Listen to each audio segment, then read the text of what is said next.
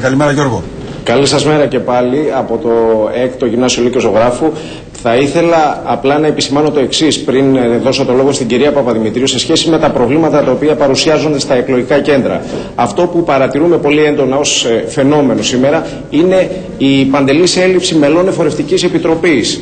Στα 6 εκλογικά τμήματα τα οποία ανήκουν στο συγκεκριμένο εκλογικό κέντρο στο οποίο βρισκόμαστε, υπάρχουν μόνο 2 μέλη εφορευτικής επιτροπής. Όλοι οι άλλοι έχουν εξαρτηθεί, δεν υπάρχει κανείς. Και την καταμέτρηση και την όλη διαδικασία να φέρουν εις πέρας οι δικαστικοί αντιπρόσωποι και οι γραμματείς τους.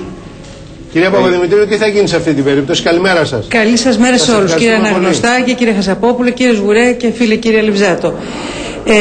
Να πω το εξής. Πράγματι λείπουν μέλη εφορευτικής επιτροπής, αλλά ήθελα να πω έτσι μέχρι τώρα. Κάθε φορά, σε κάθε εκλογές, παρατηρείται αυτό το φαινόμενο. Δηλαδή, η Εφορευτική Επιτροπή, οι άνθρωποι που καλούνται δηλαδή να βοηθήσουν οι πολίτες τις εκλογές, δεν παρουσιάζονται ευχαρίστως. Τι δυνατότητες υπάρχουν? Εδώ η εκλογική αντιπρόσωπος, ο κ. Αλβιζάτος θα με διορθώσει αν λέω κάποιο λάθος, έχει ειδοποιήσει όπως όφιλε τον έφορο στο εφετείο. Διότι τα μέλη της Εφορευτικής Επιτροπής διαλέγουν τα κατατόπους δικαστήρια.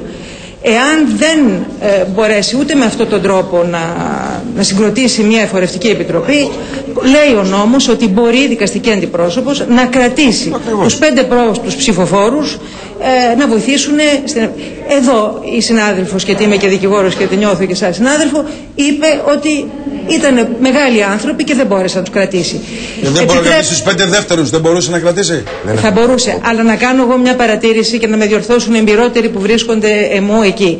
Μιας και παρατηρείται αυτοχρόνια, εγώ θα έλεγα ότι υπάρχει ένα θέμα πάρα πολύ μικρής αμοιβής, ότι βεβαίως οι αμοιβές λόγω της κρίσης έχουν μικρύνει, ενδεχομένως ένα κίνητρο ή εν πάση περιπτώσει κάποια τροπολογία, διότι εδώ και χρόνια είναι αντιπρόσωποι των κομμάτων που βοηθάνε εκ των ενόντων να μπορέσουν να γίνουν. Πρέπει δηλαδή να μελετηθεί το πρόβλημα γιατί είναι υπαρκτό. Και εδώ θα αγωνιούν να μπορέσουν να βγάλουν πέρα τις εκλογές. Για τις επόμενες εκλογές. Για τις επόμενες. Νομίζω είναι ένα θέμα μελέτης. Μικρό, αλλά νομίζω ότι θέλει μια Τώρα λογοποίηση. έχετε μια εικόνα σε πόσα τμήματα λείπουν εφορευτικές επιτροπές? Όχι, γιατί με έχετε εδώ από το πρωί σε αυτό το εκλογικό τμήμα και περιμένω να βγω και δεν έχω εικόνα. Μόνο στο Μαρούσι υπήρχε αυτό το πρόβλημα, αλλά το καθίσατε. Α, ωραία. Για την εφορευτική, κύριε Σγουρέ. Ναι. Ωραία. Άρα, κυρία Παπαδημητρίου, μπορούμε για να σας αποδεσμεύσουμε για να κάνετε τη δουλειά σας και αργότερα, αν έχετε άλλα προβλήματα, να τα αντιμετωπίσετε και να μας τα πείτε. Ναι. Μπορείτε να μας πείτε γενικά για τη σημερινή διαδικασία? Για τη σημερινή διαδικασία, μέχρι να αρχίσουν εκλογές, όπως ξέρετε, το είπαμε και την προηγούμενη φορά, ο νόμος έχει τον Περιφερειάρχη μας που είναι εκεί υπεύθυνο για τη διοργάνωση του υλικού και όλης της διαδικασίας. Και στις 7 το πρωί πράγματι έδωσε το OK στο Υπουργείο Εσωτερικών ότι όλα είναι εντάξει και άρχισε η εκλογική διαδικασία. Δεν παρατηρούνται προβλήματα, δεν παρατηρείται έλλειψη υλικού, δεν έχει επισημανθεί τίποτε, όλα βαίνουν καλώς ως προς την εκλογική διαδικασία.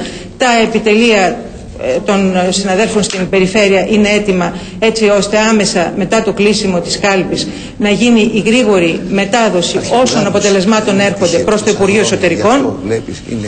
Υπάρχει δε κάτι καινούριο σε αυτές τις εκλογές όσον αφορά δηλαδή εκτός από την Α Αθηνών τα αποτελέσματα για τη γρηγορότερη μετάδοσή τους στο Υπουργείο Εσωτερικών. Έχουμε εγκαταστήσει φαξ στην περιφέρεια ώστε από τη Β' περιφέρεια, από τον Πειραιά, από όλη την υπόλοιπη δηλαδή Αττική εκτός από την Α Αθήνας που είναι κοντά να έρθουν τα αποτελέσματα με φαξ και εμείς να τα τηλεφωνήσουμε, διότι αυτό λέει ο νόμος, στο Υπουργείο Εσωτερικών. Άρα μπορούμε να πούμε ότι ψηφίζουμε εκεί που ψηφίσαμε πριν από ένα μήνα περίπου, ότι δεν έχουμε αλλαγές, δεν ξέρω σχολεία τα οποία κάνουν εξετάσεις. Όχι, δεν υπάρχουν. Κυρίως στους ετεροδημότες υπάρχουν κάποιες αλλαγές, κυρία Παπαδημητρίου, όχι, σε όσα σχολεία που αυτή τη στιγμή δεν το ξέρω, είναι ελάχιστα. Ο κύριος Μπουρός μπορεί να σας το πει καλύτερα.